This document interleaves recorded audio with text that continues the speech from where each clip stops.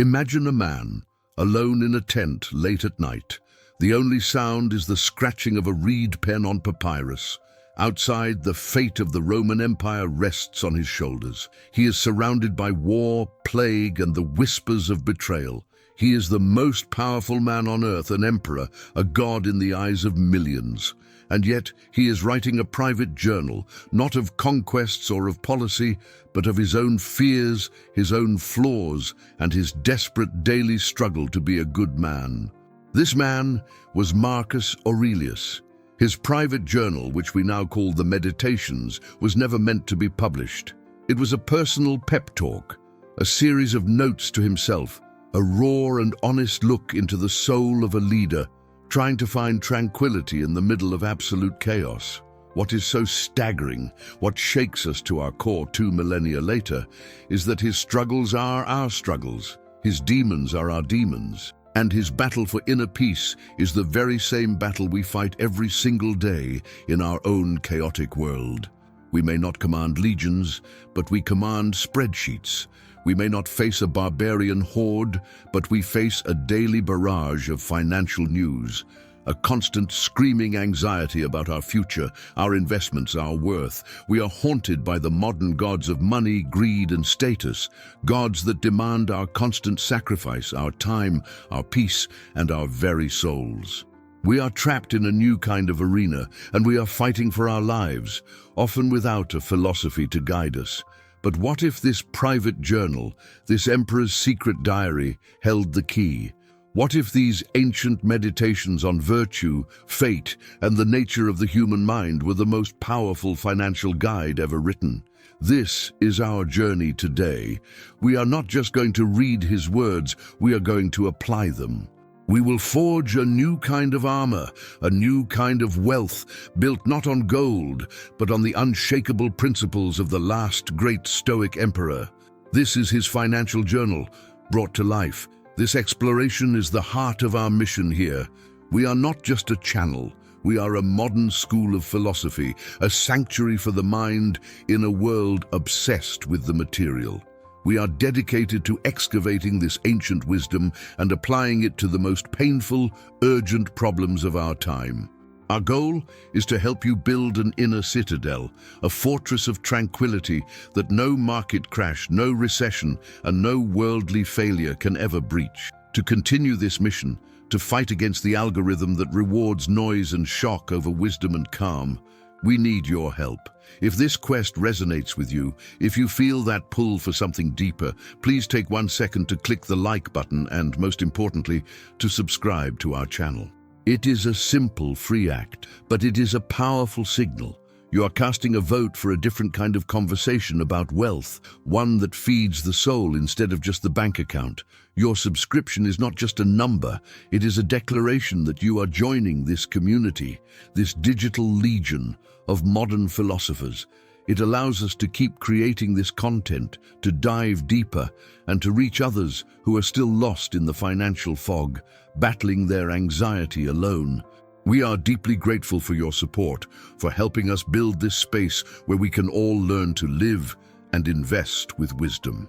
Let us begin by looking through Marcus's eyes at our modern world. What would he see? He would see a culture obsessed with what he called indifference, things that are neither good nor bad in themselves, but which we treat as the ultimate prize: money, property, reputation, status. He would see us scrolling through digital feeds, our souls sick with envy, measuring our worth against the curated illusions of others. He would see a pandemic of manufactured desire, and he would pity us. Marcus wrote to himself, "Look at the speed with which everything is forgotten, the gaping abyss of eternity ahead and behind, the hollowness of the echo, the fickleness of our applauders, the narrowness of the space." He was reminding himself of the absurdity of chasing fame. Today, he would say the same of chasing wealth for its own sake. It is an empty echo, a hollow prize, forgotten in the abyss of time. We are trained from birth to be consumers. We are taught that contentment is just one purchase away. This is the great lie that fuels our economy and starves our spirits. We accumulate stuff in our homes and debt in our accounts, but we only feel more empty, more anxious. This is the very definition of greed. As Marcus would say, we are seeking peace in the very things that are the source of our disturbance. He would look at the rise of online gambling, sports betting, and high-risk crypto speculation with a deep, knowing sadness. He would see it not as investing or even fun, but as a profound failure of our governing principle, our reason. It is the act of willingly handing over our emotional state, our financial well-being, to pure, blind chance. It is the ultimate form of slavery, a submission to the basest, most irrational impulses. Marcus's entire philosophy was built on a single powerful tool: the separation of what is in our control, our thoughts, our judgments, our actions, and what is not, everything else. The gambler, the speculator, the anxious investor, they are all making the same fundamental error. They are chaining their happiness to outcomes they cannot and will never control. This is, in the Stoic view, the definition of a wasted, miserable life. You have power over your mind, Marcus wrote, not outside events. Realize this, and you will find strength. This is the key. The financial markets are an outside event. The economy is an outside event. Your boss's opinion of you is an outside event. You have no power over them. Your power lies entirely in how you respond to them. This is the only battlefield that matters, and it is the only one you can win. This is the beginning of true financial contentment. Contentment is not, as our culture tells us, the state of having everything you want. It is the state of wanting only that which you already have, your own mind, your own character, your own virtue. It is an internal state, a fortress you build yourself brick by brick with every rational thought, every disciplined action. Think about the last time you felt true financial panic. A market dip, a surprise bill. That knot in your stomach, that racing heart, that was not the event causing your suffering. It was your judgment about the event. It was the internal story you told yourself. This is a disaster. I am ruined. I am a failure. Marcus would train himself to challenge these first impressions, to see them as the lies they are. He would teach us to pause, to take a breath, and to apply reason. The event itself is not a disaster. It is simply an event. It is an external. My response to this is what matters. Can I meet this with courage? Can I meet this with resilience? Can I use this as an opportunity to practice my philosophy? This single shift in perspective is the difference between slavery and freedom, between anxiety and tranquility. This is the inner citadel that Marcus wrote about so often. He was reminding himself to build an unbreachable fortress in his own mind, a place of calm, of reason, of virtue, that no external chaos could ever touch. The winds of war could howl outside his tent, the market could crash around us, but the citadel remains secure. Your self-worth, your peace, is stored safely inside. Our society teaches us to build our houses on the sand of external validation. A high-paying job, a luxury car, $1 million net worth. And we are in a constant state of panic because we know that at any moment the tide of fortune can wash it all away. Marcus teaches us to build on the bedrock of our own character. That is the only foundation that can never be swept away. He would be horrified by the concept of consumer debt. To willingly put a chain around your own neck, to become a slave to a bank, all for the sake of a depreciating asset, a fleeting pleasure. He would see this as a profound act of self-violence, a betrayal of our most human gift, our reason. It is the act of trading your freedom, your most valuable possession, for a trinket. The path to contentment, then, is a path of subtraction, not addition. It is not about accumulating more, it is about desiring less. Marcus lived this. He was an emperor, but he slept on a hard pallet. He wore a simple cloak. This wasn't for show. It was a practice, a constant reminder to himself that his happiness was not dependent on comfort or luxury. He was training himself to be resilient. We can practice this too. We can fast from consumerism. We can intentionally live on less, to prove to ourselves that we can, to prove that our happiness is not tied to our spending. This is how you break the spell of greed. You confront your fear of not having enough and discover that you are enough, and you have enough right now. Very little is needed to make a happy life, Marcus reminded himself. It is all within yourself, in your way of thinking. This is the most revolutionary financial advice you will ever hear. Your happiness is not in the market. It is not in your 401k. It is not in your next paycheck. It is in the quality of your thoughts, which you and you alone have the power to control. This redefines wealth. True wealth is not a number. True wealth is a state of mind. It is a well-ordered governing principle. It is a soul that is free from fear, free from greed, and free from anxiety. It is the ability to wake up in the morning, look at the chaos of the world, and feel a deep, abiding sense of calm. This is the wealth that Marcus was writing about.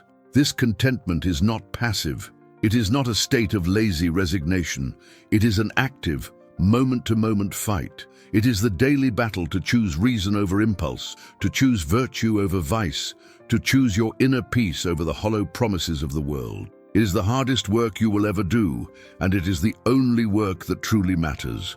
The meditations are, in this sense, a financial warrior's training manual. They are teaching you how to fight the inner battle, how to defeat the enemies of greed, envy, and fear, how to stand firm and unshakable, an emperor of your own internal world, a master of your own soul, regardless of the balance in your bank account. Now let's explore one of his most powerful concepts. The obstacle is the way. Now this is the idea that the very things that seem to block our path are in fact the path itself. Marcus wrote, "The impediment to action advances action. What stands in the way becomes the way."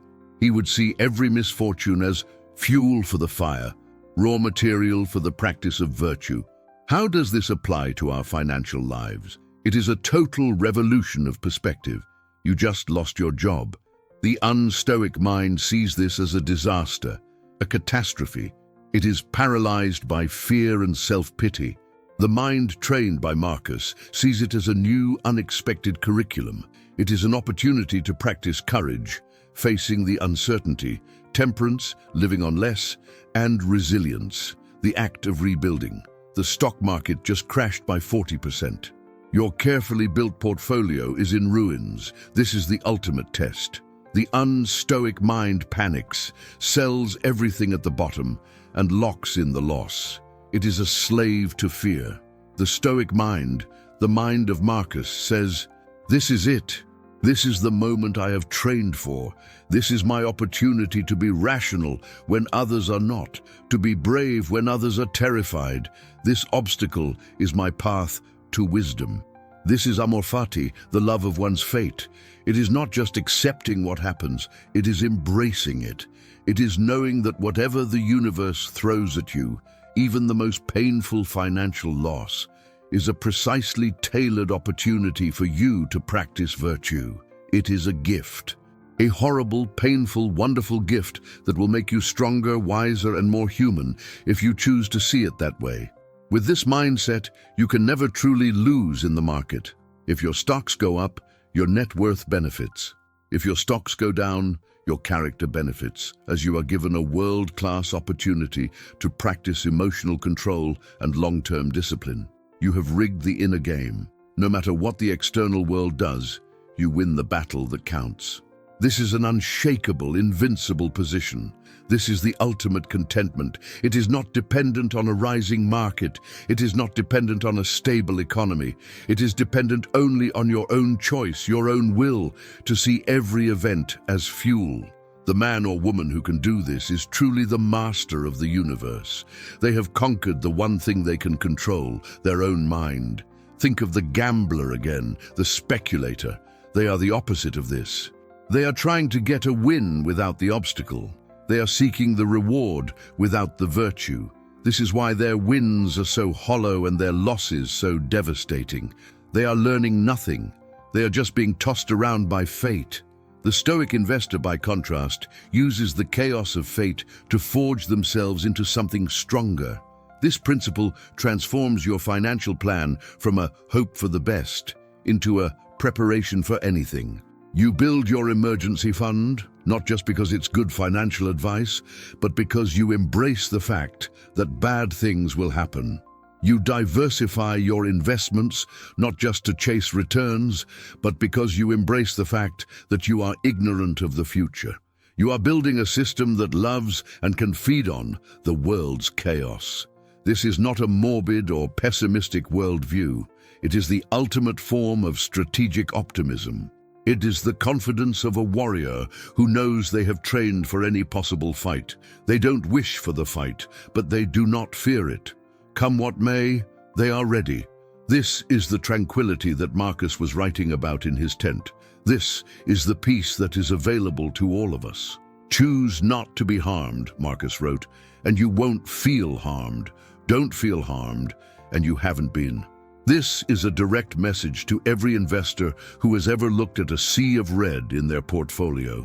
The numbers on the screen are just that, numbers. They are external data. They have no power to harm you. Only your assent to the idea that you are harmed can create the suffering.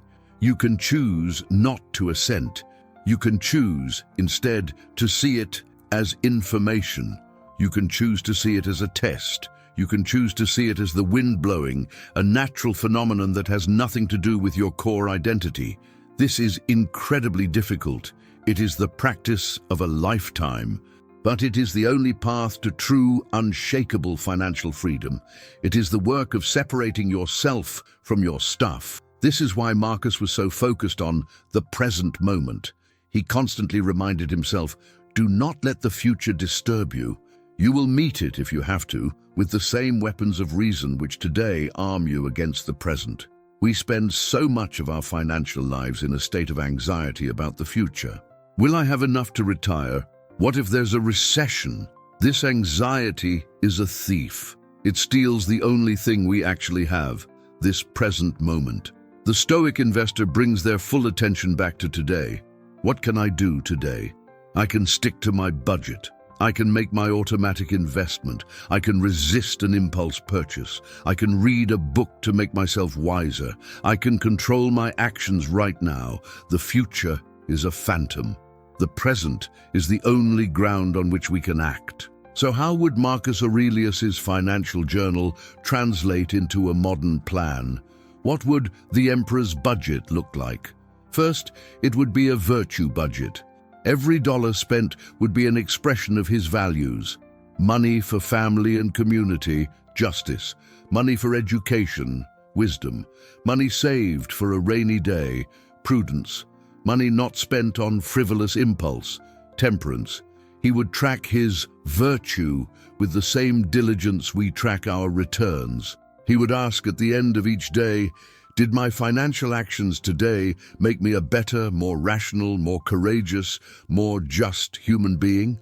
This is a profound shift. It makes your budget a sacred text, a tool for character development, not just a spreadsheet of numbers. Second, his plan would be defined by simplicity.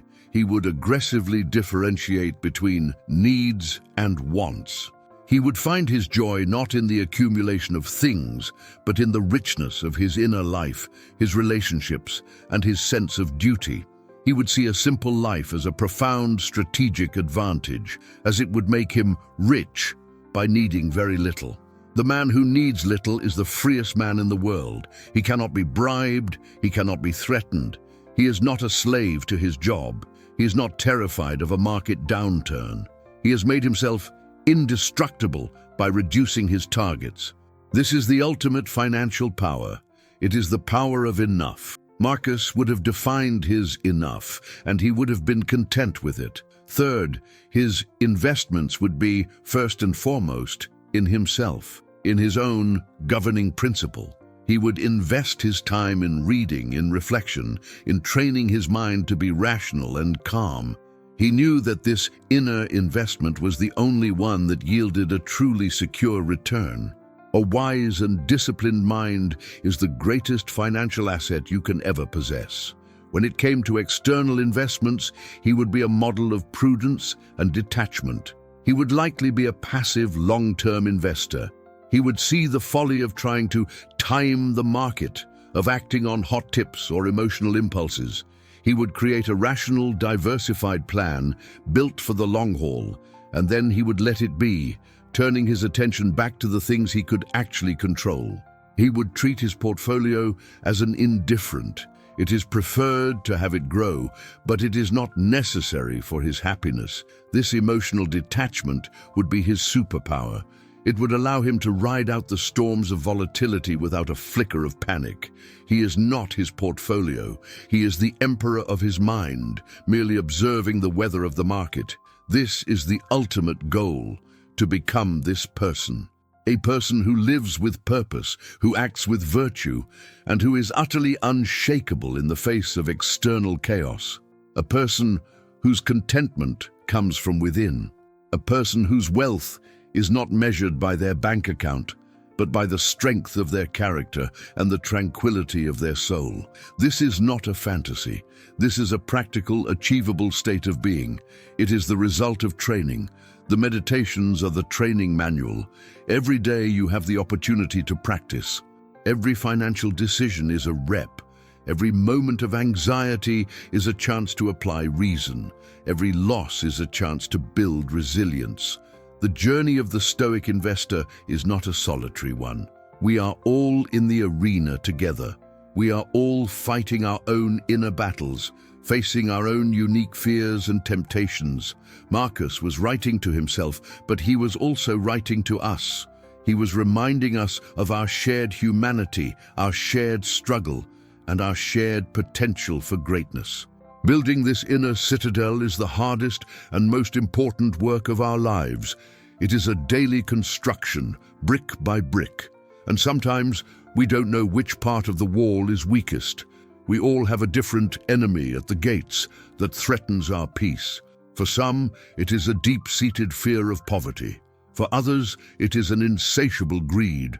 For many, it is the simple, powerful addiction to more. So, I want to ask you to do something that requires the Stoic virtue of courage. I want you to use the comment section below as your own private journal, made public.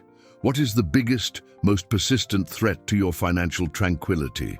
What is the one fear or the one desire that you feel you are battling every single day? Is it the need for others' approval? Is it a gambling impulse? Is it the fear of missing out? Be brave. Write it down. Name your demon. By bringing it into the light of this community, you rob it of its dark power. You will also discover something magical. You will see that you are not alone. Your struggle is our struggle. We are all in this tent together, writing our own meditations, fighting our own battles. Let's build a legion of support, right here. Let us use this space to encourage one another, to share our strategies for fighting back, for building our citadels. This community is our modern legion, our fellowship of Stoic warriors. Your shared experience is a shield for someone else. Your vulnerability is an act of strength. Let's commit to this shared work together. Marcus Aurelius wrote, "What is not good for the beehive is not good for the bee." He knew that we are social creatures, that we are meant to help one another. Our modern financial world is hyper-individualistic. It is you versus the market. The Stoic view is different. We are a collective, a cosmopolis, a city of the world. By helping each other build financial wisdom, we are strengthening the entire hive. This is why this philosophy is so desperately needed. It is the antidote to the lonely, anxious individualism of modern capitalism. It is a callback to community, to shared virtue, and to a common purpose. The purpose is not to get rich. The purpose is to be good parents, good partners, good citizens, good humans. And a sound, virtuous financial life is the foundation for that. When you are no longer a slave to money, you are free to be a better person. You are free to be more generous. You are free to be more present with your family, your mind not consumed by market anxiety. You are free to make career choices based on purpose, not just on salary. This is the true return on investment of a Stoic practice. It gives you back your life. This is the contentment Marcus was writing about. It is not a dull, grey state of resignation. It is a vibrant, active and courageous state of being. It is the joy of knowing you are living in accordance with your own highest values. It is the peace of knowing you are indestructible.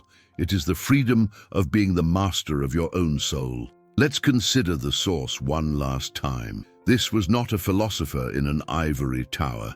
This was a man at the center of the storm, a man with absolute power who saw its ultimate emptiness, a man who faced plagues, wars, and personal tragedy. And in the face of all of it, he did not seek an escape. He did not seek to accumulate more. He sought only to be a good, rational, and virtuous man.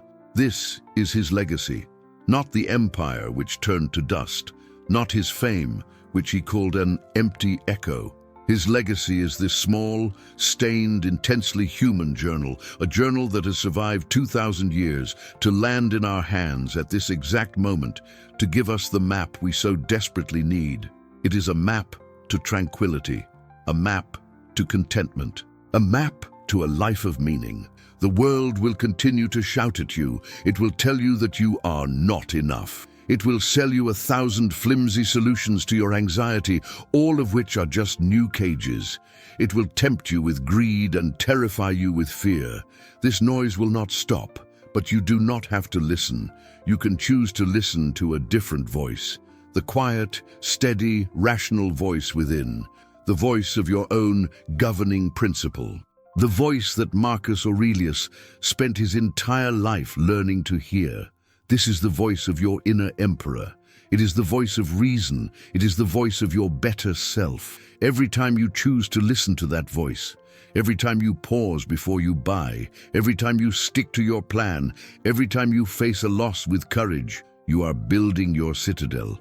You are writing your own meditations. You are becoming a philosopher king, an empress of your own soul. This is a profound reorientation. It changes your entire relationship with money. Money is no longer your god, nor your master, nor your source of self-worth.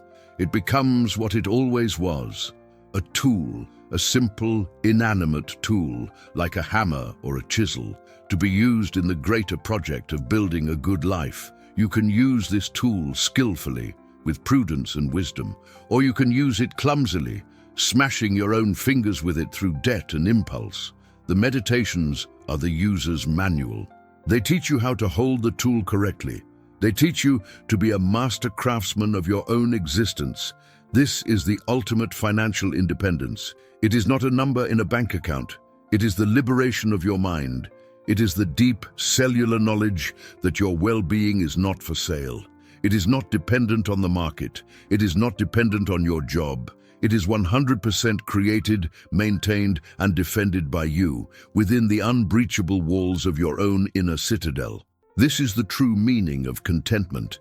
It is not being satisfied with little.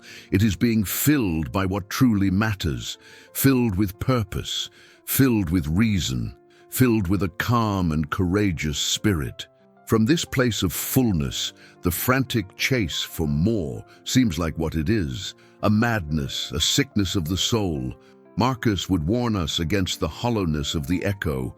So much of our financial life is lived for this echo.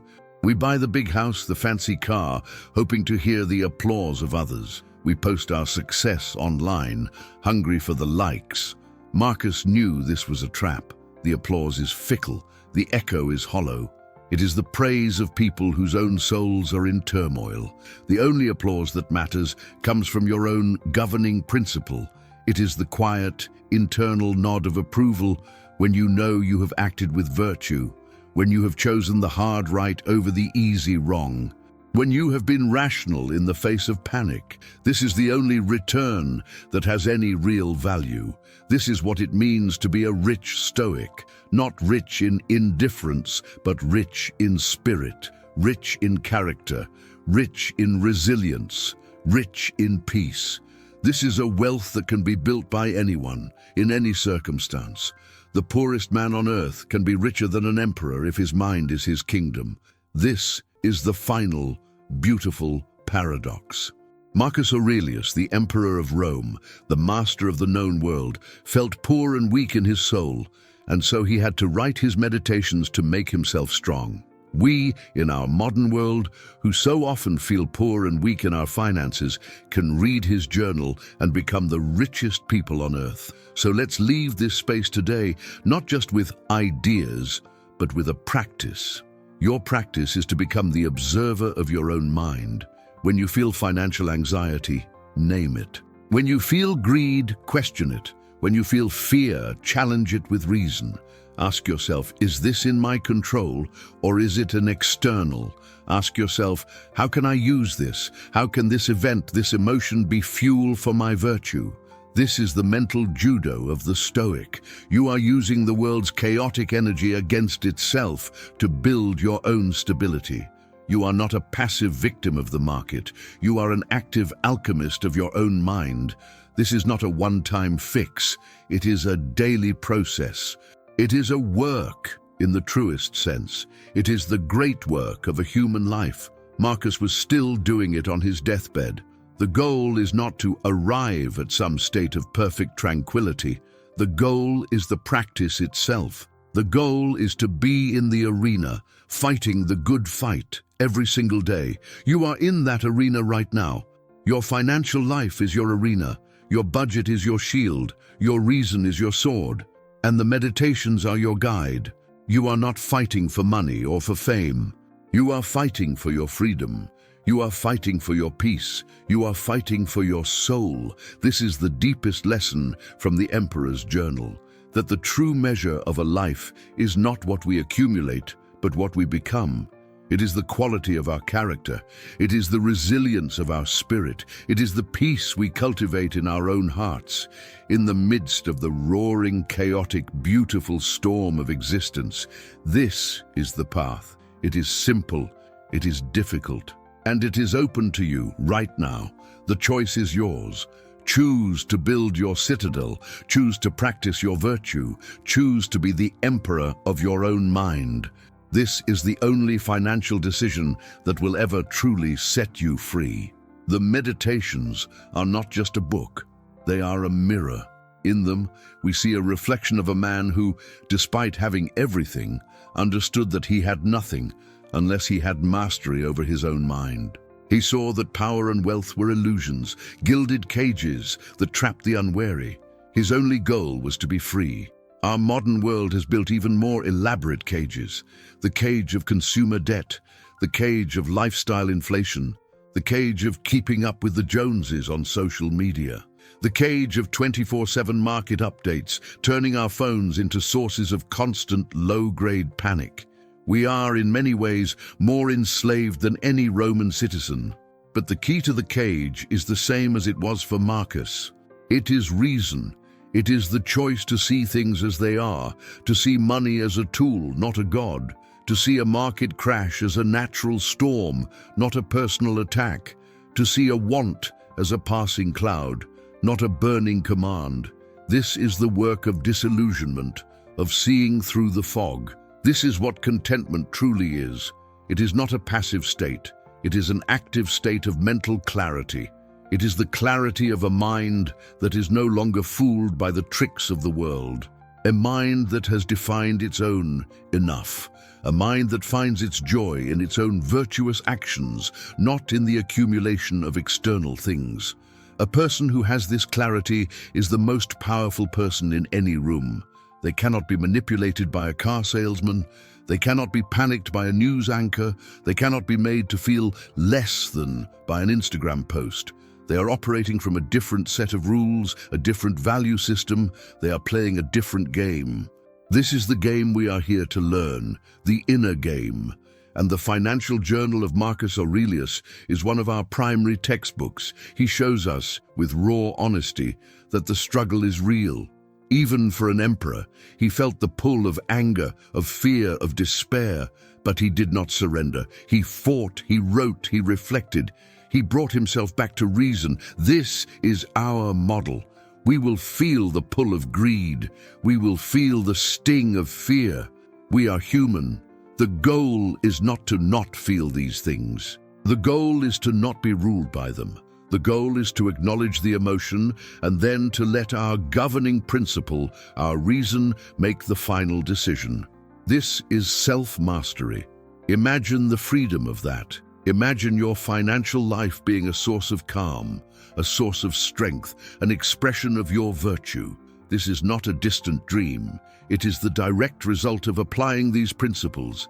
It is the tangible outcome of building your inner citadel, day by day, thought by thought. This is why Marcus would say, the best revenge is to be unlike him who performed the injury.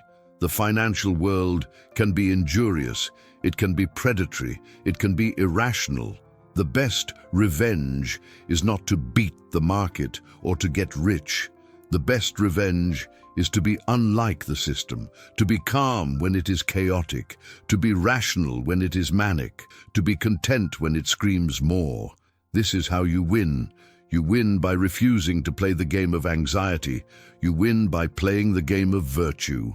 And you can start playing that game today, in your very next financial thought, in your very next decision about your money. The emperor is not in a tent in Rome. The emperor is in you. This is a lifelong commitment. It is a philosophy to be lived, not a set of tips to be hacked. It is about changing the very foundation of your being. It is about deciding what your life is for. Is it for the accumulation of indifference, or is it for the cultivation of your soul, your character, your inner peace? Marcus made his choice. In the pages of his private journal, we see him make it over and over again, every single day. He chose virtue. He chose tranquility. He chose to be a good man despite the chaos around him. And in doing so, he left us the ultimate inheritance. He left us the blueprint for our own freedom.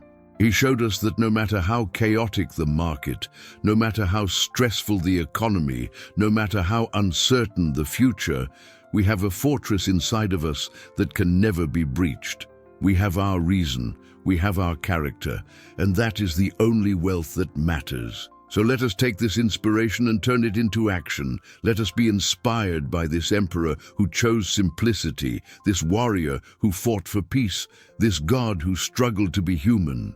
Let us pick up our own pens, and in the journal of our own lives, let us write a story of courage, of contentment, and of wisdom. Let your bank statement be a record of your rationality. Let your portfolio be a testament to your patience. And let your calm mind, in the face of financial storms, be the ultimate proof of your wealth. This is the path of the Stoic emperor. This is the path to a rich life. This is not a theoretical exercise. This is a call to arms, a call to a different kind of battle. The battle for your own mind. The meditations are your shield. Your reason is your weapon. Your community here is your legion. You are not fighting alone. We are all here in the 21st century fighting the same battle Marcus fought. The names of the external fears have changed, from barbarians to bear markets, but the internal enemies are identical. Greed, fear, impulse, the desire for the approval of others. The battle is the same, and the victory is the same. Victory is not a certain bank account number. Victory is a tranquil mind. Victory is a virtuous character. Victory is a life lived on purpose, free from the slavery of your own appetites. This victory is available to you right now. So let us begin. Let us leave this place today with a renewed sense of purpose. Let us see our financial lives not as a burden, but as an opportunity, the ultimate opportunity to practice our philosophy, the ultimate arena to forge our character, the ultimate chance to become the person we were meant to be. This is the true legacy of Marcus Aurelius, not his empire, but his mind. a mind that he recorded for us, so that we too could learn how to be free. Let us honor that legacy by doing the work. Let us build our citadels. Let us find our contentment. Let us become emperors of our own souls. This is a deep and personal journey. It is a transformation of the very way you see the world.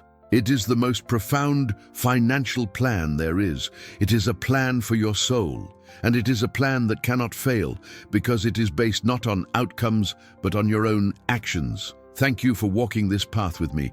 Thank you for your attention, for your courage, and for your commitment to this work. The world needs more Stoic warriors, more people of calm, of reason, of virtue, more people who are truly, profoundly wealthy in the ways that matter.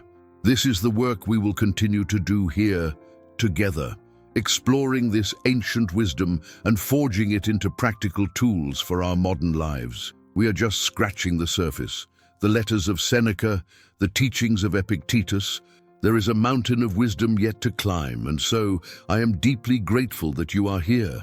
Your presence matters, your practice matters, your journey matters. Let us continue to walk it together. Let us continue to build this community, this modern legion, dedicated to the pursuit of a good and tranquil life. Thank you for investing your time, the most valuable asset you have, with us today. If this mission has resonated with you, please help us spread this wisdom by subscribing to the channel and liking this video. We are here every single day with new videos, new insights, and new strategies to help you on your path. Thank you for being a part of this.